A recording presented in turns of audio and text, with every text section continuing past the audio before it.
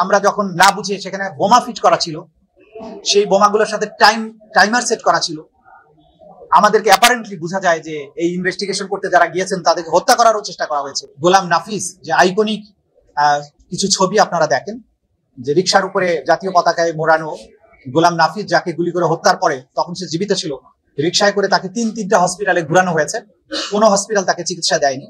তাকে একবার ওই টুকরির মধ্যে ভরে সেখানে আগুন দিয়ে পুড়িয়ে দেওয়ারও চেষ্টা করা হয়েছে। ম্যান হলে তার লাশটা ফেলে দেওয়ার চেষ্টা করা হয়েছে।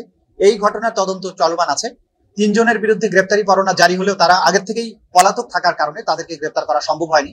এবং আসামিদের গ্রেপ্তার করে তাদের সাথে আরো কারা কারা ছিলেন এই বিষয়গুলো বের না করতে পারলে তদন্ত কমপ্লিট করা যাচ্ছে না। সেজন্য ওখানে 2 মাসের সময় চাওয়া হয়েছে, সেই সময়টা মঞ্জুর করা হয়েছে। আর পরবর্তী যে 3 জনই পলাতক। পরবর্তী যে আরো 2টো আবেদন ছিল, একটা হচ্ছে চানখারপুর এলাকার একজন নায়েক সোহেল মিয়া, সাভারের আসাবুল ইয়ামিনকে এপিসি থেকে যে ফেলে দেওয়া হয়েছিল, যে ব্যক্তিটা তাকে আহত অবস্থায় ফেলে দিয়েছিল, সোহেল মিয়া, তাকে ইন্টারোগেট করার জন্য আমরা আবেদন করেছি। তাকে 13ই এপ্রিল তাকে ইন্টারোগেট করার জন্য পারমিশন দিয়েছেন।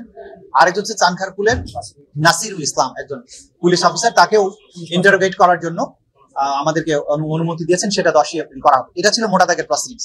কিন্তু আমি যেটা আপনাদেরকে বলার চেষ্টা করছি আজকে, আমরা আমাদের তদন্ত সংস্থায় কয়েকটা জিনিস স্পষ্ট করা দরকার। একটা হচ্ছে যে কেউ যদি মনে করেন যে ট্রাইব্যুনালে বিচার শুরু হচ্ছে না কেন, ট্রাইব্যুনালের বিচার শুরু হয় তদন্ত রিপোর্টের উপরে ভিত্তি করে। তো তদন্ত, এই যে মানবতা বিরোধী অপরাধের তদন্ত, এটা আমরা বারবারই বলেছি, এটা জটিল এবং সময় সাপেক্ষ বিষয়। এই ট্রাইব্যুনাল যখন আগের রেজিমের সময় ছিল, সেই সময় তারা প্রথম তদন্ত রিপোর্ট দিতে 16 মাস সময় লেগেছিল তাদের। সেখানে ঘটনা ছিল তুলনামূলকভাবে অনেক অল্প, সাক্ষী ছিল অল্প। আমাদের এখানে 2টো মামলার চার্জশিটের ড্রাফট, 3টা মামলার চার্জশিটের ড্রাফট আমরা পেয়ে গেছি। একটা হচ্ছে চানখারপুল, একটা আশুলিয়া, আর একটা হচ্ছে শেখ হাসিনার বিরুদ্ধে যেটা মানবতা বিরোধী কমান্ড রেসপন্সিবিলিটির মামলা, সেটারও ড্রাফটটা আমাদের হাতে এসেছে, যেটার আরো ফার্দার কাজ চলছে। খুব সাহসী 2টো চূড়ান্ত রিপোর্ট আমরা পাবো এবং এই মাসের মধ্যে অন্তত 2টো মামলার ফর্মাল চার্জ হয়তো দাখিল করা সম্ভব হবে। এর বাইরে আমরা আমাদের তদন্ত সংস্থা, আপনারা জানেন যে গুমের মামলাগুলো তদন্ত করছে।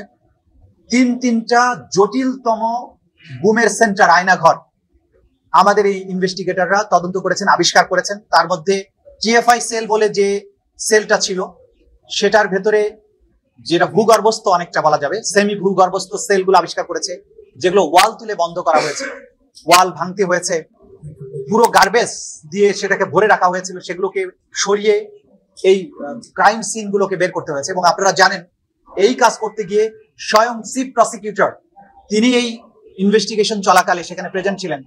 এবং আমরা যখন না বুঝে সেখানে বোমা ফিট করা ছিল, সেই বোমাগুলোর সাথে টাইমার সেট করা ছিল। আমাদেরকে অ্যাপারেন্টলি বোঝা যায় যে এই ইনভেস্টিগেশন করতে যারা গিয়েছেন তাদেরকে হত্যা করারও চেষ্টা করা হয়েছে। এত সব জটিলতার মধ্য দিয়ে যে কাজগুলো এগিয়েছে সেগুলো প্রতিদিন জনসম্মুখে আসেনি। সেই কারণে অনেকেই মনে করতে পারেন যে তদন্ত কাজ কিছু হয়নি। তদন্ত কাজ যা হয়েছে, যেদিন প্রথম দিন ফর্মাল চার্জ দাখিল হবে সেদিন থেকে সবাই উপলব্ধি করতে পারবেন। আগামী 1 দিন পরে আমাদের এই তদন্ত সংস্থা এবং প্রসিকিউশন কি কি কাজ করেছেন সেটার ব্যাপারে আমরা একটা ডিটেইল প্রেজেন্টেশন আপনাদের সামনে প্লেস করতে পারবো আশা করছি 2-1 দিনের মধ্যে।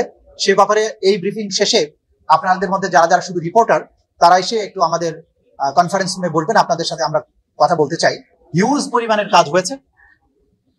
লয়ার হিসাবে প্রসিকিউশন টিমের কাজ হচ্ছে যখন ম্যাটেরিয়াল চলে আসে, তদন্ত রিপোর্ট চলে আসে, তাদের কাজটা কোর্টরুমে শুরু হয়।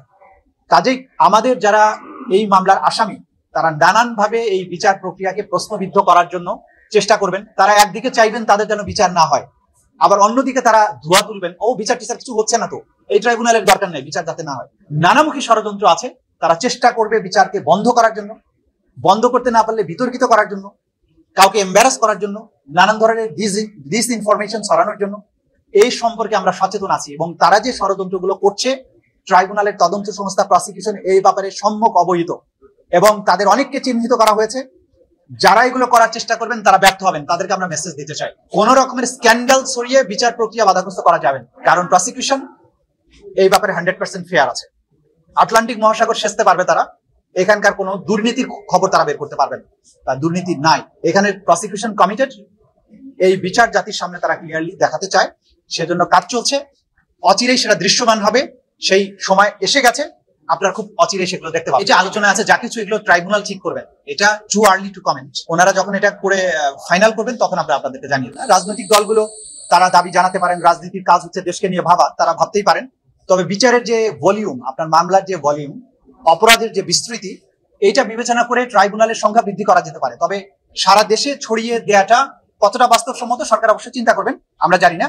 তবে একটা বিষয় আমরা মনে করি যে ট্রাইব্যুনাল একটা অবশ্যই যথেষ্ট নয়, এখানে আরো ট্রাইব্যুনাল হওয়া উচিত এবং সরকারও সেই ব্যাপারে ইতিবাচক চিন্তা ভাবনা করেছেন। খুব সহসাই অন্তত দ্বিতীয় ট্রাইব্যুনালের যাত্রা শুরু হবে বলে আমরা আশাবাদ করছি।